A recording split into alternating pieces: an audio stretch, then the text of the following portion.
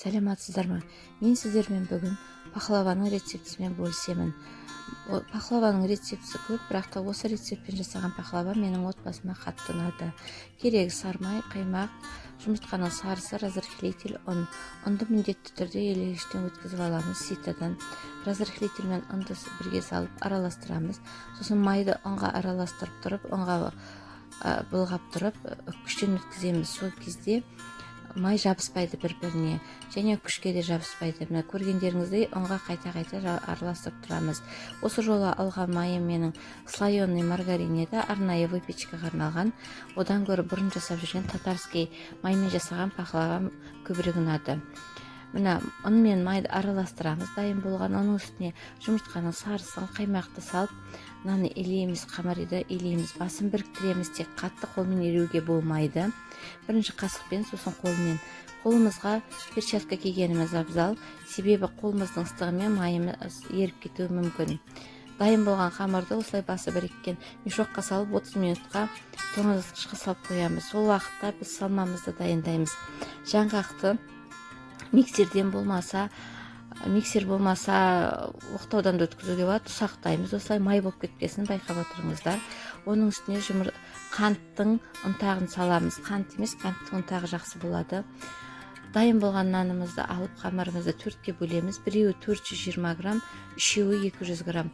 Оның алдында ыдысымызды дайындаймыз. Противеннің үстіне қағазымызды жайып дайындап қоямыз. Арнайы қағазымызды пісіретін духовканы 180 градусқа қойып дайындап қоямыз. Астын жағып, бірінші қамырды астына жаямыз. Осылай шығып тұру керек. Бұдан да қатты шығып тұрса жақсы. Осы қамырдың үстіне енді жұмыртқаның ақ уызын жағамыз. Жақсылап жағып аласыздар жұмыртқаның ақ уызын.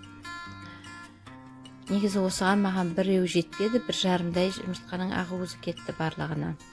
Жақсылап жағып алғаннан кейін салмамызды саламыз. Жаңағы жаңғақпен қанттың ұнтағынан жасалған салманы теңге 3-ке бөліп алсаңыздар жақсы. Бірдей болып шығады бәр жерінде. Одан кейін екінші қамырымызды жаямыз. Оны да жайып жақсылап үстіне бұның да жұмыртқаның ақ уызын жағамыз. Сөйтіп үшіншісін жасаймыз. Тағы салма, тағы қамырын. Достар, егер де менің каналыма жазылмасаңыздар, жазылып қойыңыздар. Лайк басып, комментарий қалдырыңыздар. Бір нәрсе түсініксіз болса, пікірде сұраңыздар. Бір нәрсе айтпай кетсем, түсініксіз болса сұрасаңыздар, міндетті түрде жауап беремін.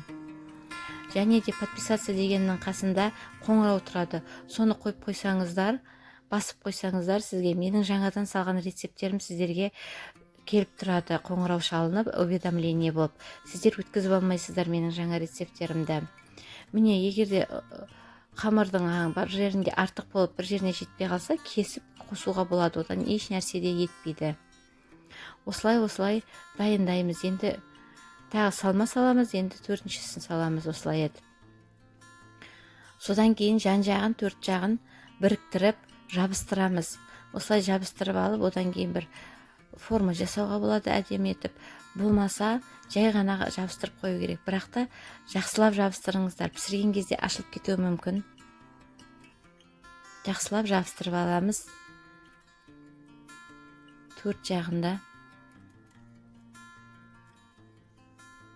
Одан кейін пышақпен осындай із қалдырамыз.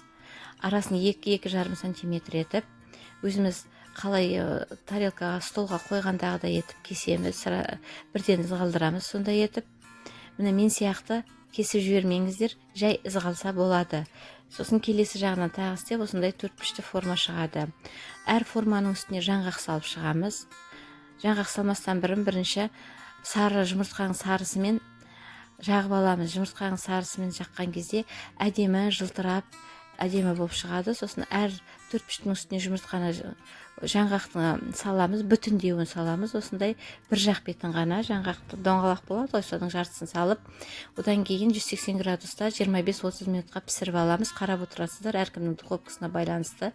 Одан кейін сироп жағамыз. Бетіне сиропты жақсылап жаққаннан кейін тағы да 7-10 минутқа пісіреміз. Әркімнің духовкасына байланысты. Міне менің пахлавам дайын. Сіздерден де осындай тәтті пахлава шығады. Жасаңыздар. Қиын емес ондай. Семьяларыңызды, отбасыларыңызды қуантыңыздар. Мені қарағандарыңызға рахмет. Сіздермен болған үміткен.